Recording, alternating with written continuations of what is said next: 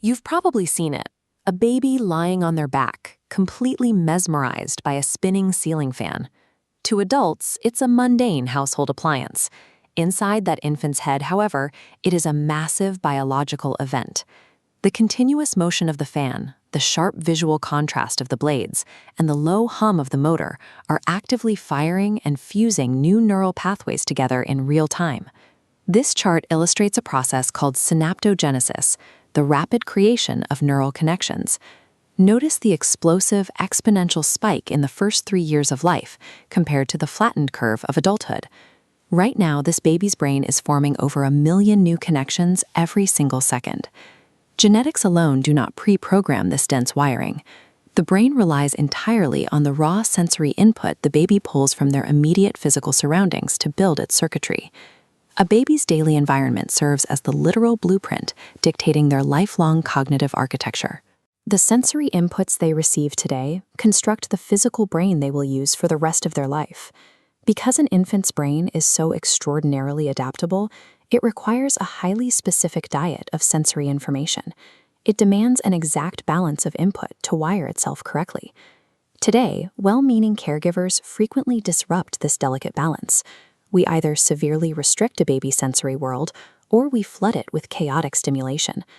To optimize early development, we have to recognize the biological flaws in modern conveniences and return to the biological Goldilocks zone of sensory input.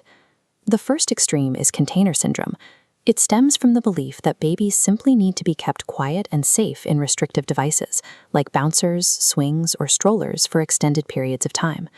These devices physically block an infant from experiencing natural, weight-bearing movement. They spend hours supported artificially, instead of working their own muscles against the pull of gravity. This diagram shows the neurological consequence of that restriction. Without the physical movement required to reach, touch, and taste, signals from the hands and feet are blocked from reaching the central nervous system. Sensory exploration is bottlenecked, directly leading to motor delays. The opposite extreme relies heavily on screens and chaotic noise, often marketed as educational stimulation. Screens bombard an infant with artificial flashes of light and rapid scene changes that move faster than their neurology can process. This speed overwhelms the primitive downstairs brain. It triggers a stress response that floods the system, disrupting the growth of the upper brain. Artificial physical restriction and artificial digital stimulation both rob the developing brain of the natural, paced physical struggle required to build robust, efficient neural pathways. The biological antidote to these modern extremes is surprisingly simple: natural, responsive floor play. As we can see in this image, an infant practicing tummy time is actively engaging their neck and back muscles to lift themselves against gravity. Being on the floor forces a baby to integrate multiple senses simultaneously. They process the pull of gravity, the tactile texture of the blanket, and visually target a nearby toy. This natural sensory struggle demands effort, and that effort actively strengthens their developing core muscles.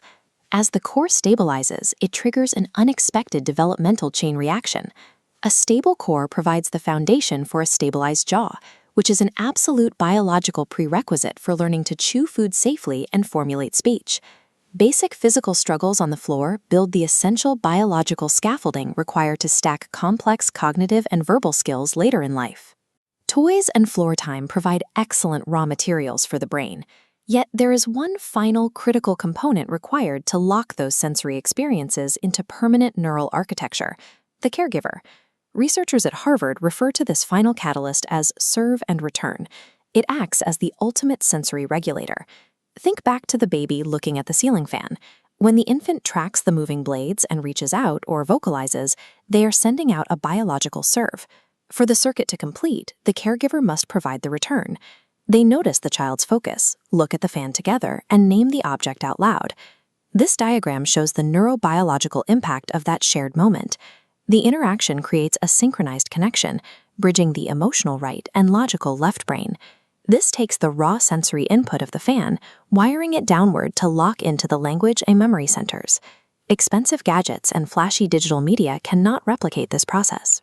The natural world provides the sensory raw material, but a caregiver's responsive attention acts as the essential mortar that builds a thriving, capable mind.